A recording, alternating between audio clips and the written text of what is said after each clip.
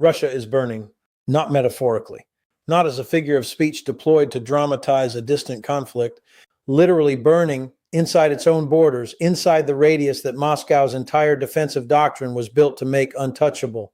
And what you are watching right now is not a drone strike. It is the public collapse of a strategic promise that Vladimir Putin made to his own military establishment, his own population, and his own sense of what this war was supposed to look like from the Russian side of the map. Let that sink in for a moment. The drones that Ukraine launched did not just reach a target.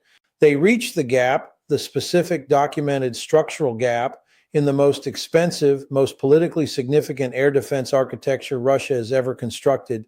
And the fact that they found it tells you something that no battlefield communique, no official briefing, and no mainstream news summary is going to explain to you in the time it deserves. This is not a story about a lucky strike. This is a case study in what happens when a military builds its defense around political symbolism rather than physical geometry. And by the time this analysis is finished, you will understand not just what happened over Moscow's skies, but why it was always going to happen, and why the gap Ukraine found is not a flaw that Russia can simply patch. Pull the lens back, because this matters enormously. To understand what just failed, you have to understand what Russia told itself it had built.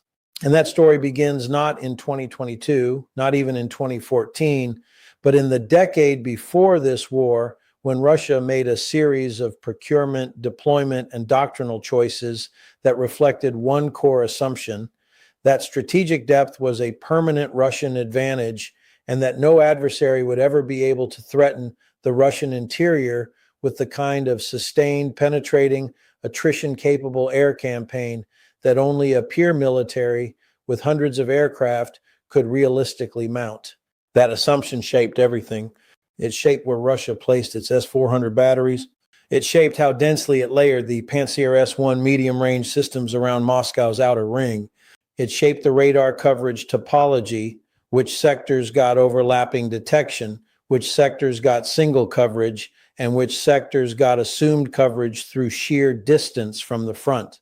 Russia did not build an air defense architecture for a war against a drone-operating adversary using low-altitude, radar-absorbing, mass-expendable platforms. Russia built an air defense architecture for a war against NATO fast jets and cruise missiles coming from a known compass direction at known altitudes and known speeds. Ukraine was never supposed to be the problem. That was the first assumption. And it was wrong before the war started. The second assumption was about geography as protection. Moscow sits roughly 450 to 500 kilometers from the nearest Ukrainian territory as the conflict lines were drawn. In the strategic imagination of Russian planners, that distance was a buffer, a comfortable margin that meant any Ukrainian aerial threat would need to be a state-level Air Force operation, something detectable, something interceptable, something requiring the kind of logistics and force posture that Ukraine demonstrably did not possess. Distance in the Russian mental model was defense. What they did not model, what their procurement spending, their radar geometry, and their doctrine all failed to adequately account for, was the combination of two things that individually were manageable, but together became structurally lethal: mass and low-altitude flight profiles. Because a single drone is a curiosity. 50 drones operating in coordinated packages, flying at altitudes between 50 and 200 meters, using terrain masking, timing variation, and vector diversification is a different category of problem entirely. That is not a nuisance. That is a doctrine. And by the time Russia understood it was facing a doctrine, Ukraine had already turned a doctrinal concept into an industrial scale capability. Let me walk you through what this actually means at the strategic level, because the chronology here is not incidental. It is the proof. In the early months of the war, Ukrainian drone strikes were largely tactical. They were hitting supply nodes, ammunition depots, fuel infrastructure in occupied territory, or just across the border. The operational radius was measured in tens of kilometers. The platforms were commercial quadcopters, modified agricultural drones, early generation Bayraktar TB2s that Russia quickly learned to target. The strikes were meaningful. They were not yet strategic. Then something shifted, and the shift was not a single invention. It was a learning cycle. rapid, iterative, and ruthlessly focused on what actually worked against Russian air defense layering. Ukraine began systematically reverse engineering Russian radar coverage, not through satellite intelligence alone, through the strikes themselves. A drone that gets shot down at a particular azimuth and altitude tells you where the radar coverage is. A drone that gets through tells you where it is not. Run that experiment at scale, dozens of strikes over weeks and months, and you're not just collecting tactical data. You are mapping the geometry of the enemy's defensive blind zones with extraordinary precision. By mid-2023, Ukrainian drone operations had evolved from tactical harassment into something that defense analysts should have been describing as a coverage exploitation campaign. Ukraine was not trying to overwhelm Russian air defenses with numbers alone. It was probing for the specific altitudes, vectors, and timing windows where Russian radar returns were degraded, where the engagement envelope of one system did not cleanly overlap with the next, and where the processing load on Russian command posts was high enough that a low observable, low signature platform could transit the gap between a detection event and an intercept order. And then the strike started getting deeper, 40 kilometers into Russian territory, then 80, then 150, then the oil infrastructure at Saratov, then the refinery at Ryazan, then the Engels strategic bomber base, twice in strikes that announced without ambiguity that the assumed safety of Russian rear areas was a fiction that Ukraine had already disproved. Each of these was reported as a notable event. Few were reported as the systematic accumulation of a single strategic proof that Russia's layered air defense, purpose-built and politically prioritized, had a geometric architecture that Ukraine had learned to read.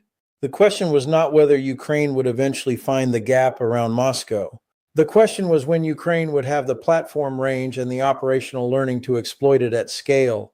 What happens next changes everything.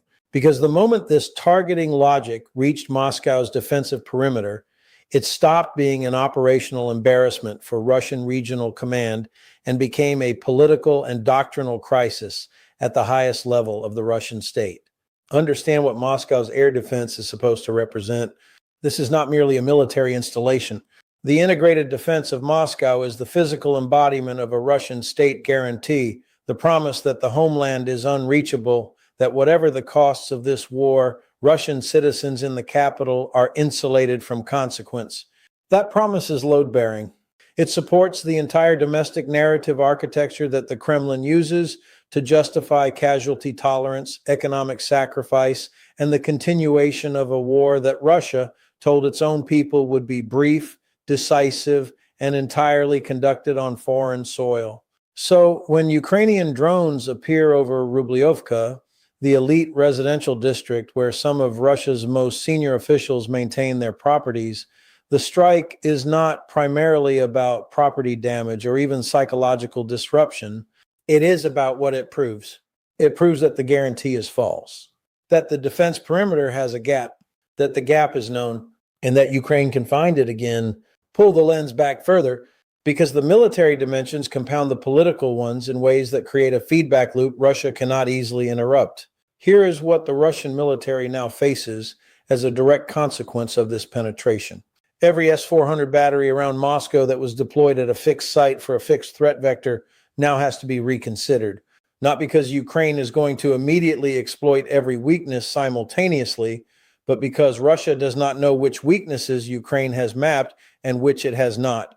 The intelligence uncertainty alone forces a redistribution of assets. Pull coverage from one sector to reinforce another, and you create a new gap. Attempt to maintain full coverage of the existing perimeter while adding depth and redundancy, and you are pulling S-400 systems from somewhere else, from Belgorod, from Kursk, from the coverage zones that are already demonstrably underperforming against Ukrainian cross-border strikes. This is the doctrinal trap that Russia has walked into. Air defense is not infinitely scalable. Every system defending Moscow is a system not defending the Zaporizhzhia front. Every battery repositioned to close a geometric gap around the capital is a battery pulled from a sector where Ukrainian ATACMS, Storm Shadows, or high-density drone packages are already testing coverage limits. Russia cannot reinforce everywhere simultaneously, and Ukraine's targeting logic means every reinforcement decision reveals a priority, and every priority reveals what Russia has decided to leave relatively less defended. And it gets even more serious from here. The industrial dimension of this failure is the part that mainstream analysis consistently underweights. So let me be direct about what the numbers actually mean. Russia has been producing S-400 systems and Panzer S-1 platforms at a rate that was already constrained before the war began. Western sanctions, particularly the restrictions on specific microelectronic components, guidance processors, phased array radar modules, high-fidelity signal processors, have degraded the production throughput of Russia's air defense manufacturing base in ways that are not yet fully visible in the public reporting, but are clearly visible in the operational patterns. Consider this. Russia lost an estimated 30-plus Pantsir systems in the first 18 months of the war, a combination of direct targeting, repositioning accidents, and the extraordinarily effective Ukrainian practice of using one drone to bait an air defense system into engaging, thereby revealing its position and radar signature to a second drone or a harm missile following close behind.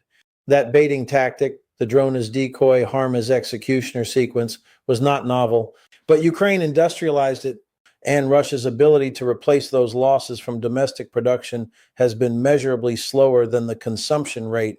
What that means for Moscow's defensive perimeter is not abstract. The density of coverage that Russian planners specified in the original architecture, the overlapping engagement envelopes, the radar redundancy, the layered kill zones, was a design specification written for a fully resourced, fully operational system. What Russia is actually defending Moscow with today is an attrited version of that architecture. Some positions are at reduced readiness. Some radar systems are operating with degraded components. Some coverage sectors are being monitored by systems that were supposed to be rotated for maintenance but have not been because there is nothing immediately available to replace them during the rotation window. Ukraine's operational learning has been so precise that its drone designers and mission planners appear to understand the difference between a sector operating at full readiness and a sector operating with a degraded component chain. The strikes that find the gap are not randomly finding it. They are finding it in the same family of approach vectors, the low altitude, terrain masked, timing varied profiles that specifically exploit the weakest point in the radar processing sequence of a system under attrition pressure. That is not luck. That is an intelligence-informed, attrition-aware targeting methodology applied with industrial consistency. And Russia, despite spending more on its defense industrial base in the past 2 years than at any point since the Soviet collapse, has not been able to close the loop between production, replacement, and coverage restoration faster than Ukraine can find and exploit new gaps. The broader lesson here is one that every military in the world paying attention to this war should be absorbing. Static air defense architecture built around fixed threat vectors and assumed adversary capability ceilings becomes a liability the moment a learning adversary begins systematically mapping its geometry. Russia built for the threat it expected. Ukraine became the threat it was not modeled for. Now, let me walk you through the operation that brought this to its most consequential demonstration, because the specific geometry of what Ukraine executed is not just tactically impressive. It is doctrinally instructive in ways that will be studied in war colleges for the next generation. The strike package that penetrated Moscow's outer defensive ring and reached the capital's most politically sensitive geography was not a single-axis, single-wave approach. Reporting from Ukrainian sources, cross-referenced with Russian regional air defense alerts and the visible pattern of intercept attempts, indicates a multi-vector, phased approach that divided Russian radar processing attention across at least 3 distinct compass sectors before the primary penetration package executed its terminal approach. Think about what that means for the defender. Your radar network is designed to process and prioritize simultaneous threats. But that processing capacity, the ability to assign intercept orders, vector pantsir systems, and coordinate between ground-based and airborne detection assets has a ceiling. When you exceed that ceiling, decisions slow down, engagement windows close before intercept orders are issued, and a drone that survives a degraded attention processing window by 11 seconds on its terminal approach has already won, because at the altitudes and speeds these platforms operate, 11 seconds is 2 kilometers of uncontested flight. The phase sequencing of the Ukrainian strike appeared designed specifically to saturate the Russian command post's decision cycle in the outer ring, creating a brief but exploitable window where inner ring coverage was operating without coordinated cueing from the outer detection layer. The drones that reached Rubliovka did not slip through a hole in the radar coverage by accident. They arrived at the precise moment when the outer ring's processing load had degraded the inner ring's advance warning timeline to below the threshold required for a clean intercept. That is fourth-generation electronic warfare logic applied to an autonomous platform campaign. And Russia's air defense doctrine, designed for a different era's threats, had no clean procedural answer for it. The political consequences unfolded within hours. Russian state media, which had maintained for months that Moscow's defenses were impenetrable, was forced into a damage control posture that satisfied nobody. Too defensive to convey confidence, too vague to convey control. Regional governors in the approach corridors issued confusing and partially contradictory statements about intercept numbers. The Russian Ministry of Defense's official account of drones destroyed versus drones that reach their intended vicinity does not reconcile with the visual and acoustic evidence gathered by residents and independent monitors on the ground. When a government's air defense narrative and the acoustic record of what people actually heard cannot be reconciled, the credibility of the defense guarantee begins to collapse. Not all at once, but incrementally. And incremental credibility collapse in a war that depends on domestic narrative control for its sustainability is a strategic wound that does not heal quickly. What you are witnessing, and I want to be precise about this because precision is what distinguishes analysis from commentary, is the convergence of 4 compounding failure modes that Russia's military establishment cannot address in isolation because they are structurally interconnected. First, the geometry failure. Russia's air defense around Moscow was built for a defined threat model. Ukraine is not that threat model. The geometry does not fit, and you cannot redesign the geometry of a fixed-site air defense network quickly because the radar infrastructure, the communication architecture, and the command post positioning are all anchored in physical reality. Second, the production failure. Russia cannot replace attrited systems faster than Ukraine can force attrition. The microelectronics gap created by sanctions is real, documented, and compounding. The systems defending Moscow today are not the systems that were specified for the architecture that was designed. They are the degraded residual of a system that has been absorbing losses for over 2 years without full replacement throughput. Third, the doctrine failure. Russian air defense doctrine assumes a threat that comes from above and from distance. Ukrainian drones come from low and from close. The intercept procedures, the radar settings, the engagement timelines, all of it was calibrated for a different problem. Adapting doctrine requires not just new procedures, but retraining, re-equipment, and a command culture willing to admit that the previous doctrine was wrong. Russian military command culture has not historically excelled at that kind of rapid public self-correction. And fourth, and this is the one that the other 3 make inevitable, the credibility failure. Once the gap is found, once it is demonstrated publicly, once it produces imagery and acoustic records that contradict official statements, the deterrence value of the defense architecture drops faster than its physical capability. Deterrence runs on perception. And Russia's perception management around Moscow's defenses has now been contradicted by observable physical reality. That gap, even if Russia partially patches its geometry, remains open in the domain that matters most for domestic political sustainability, the domain of public confidence. History will record this not as the day Ukraine struck Moscow, but as the day Ukraine proved Moscow could be struck. The distinction matters more than it might appear. The first is a military event. The second is a strategic verdict. Let me tell you what this means for the next phase of the war, because the open questions are not comfortable ones for the Russian side of this analysis. Ukraine has now demonstrated at scale with documented operational results that it possesses a targeting methodology capable of penetrating the most politically significant air defense perimeter in Russia. The question is not whether Ukraine will use that capability again. The question is what Russia can realistically do to close the gap before the next strike cycle. And the honest answer, based on production data, doctrine rigidity, and the geometry constraints I've just walked you through, is not enough, not fast enough, and not without creating new vulnerabilities elsewhere. Every battery Russia repositions to close the gap around Moscow is a battery that leaves a thinner coverage zone somewhere on the front. Ukraine's targeting teams know this.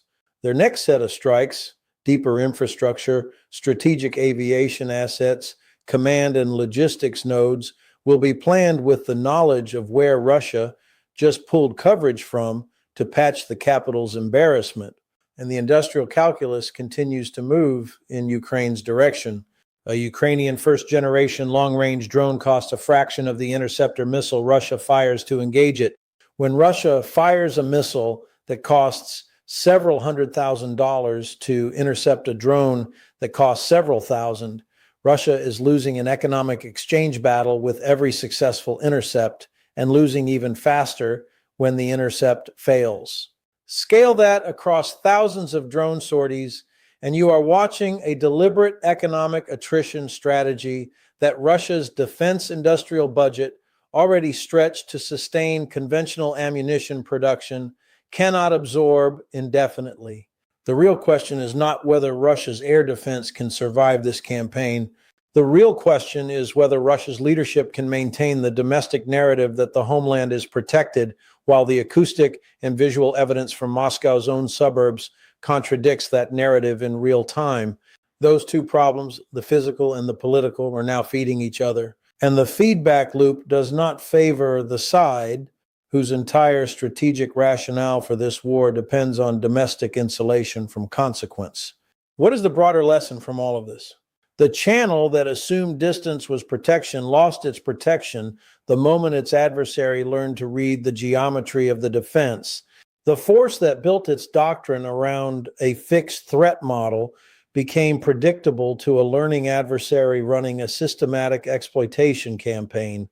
The political guarantee that the homeland was unreachable became the political liability the moment it was contradicted by observable physical reality. This is not a story about a lucky drone.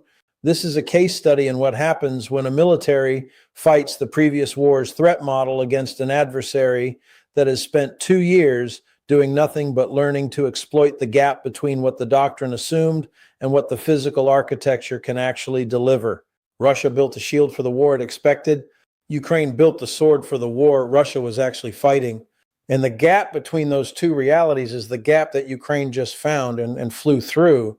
Stay with us, because the questions that follow from this moment about what Russia does next, about how this reshapes the target calculus for Ukrainian deep strike operations, about what the absence of a credible Moscow defense guarantee does to the domestic politics of a war with no visible exit, those questions do not have simple answers.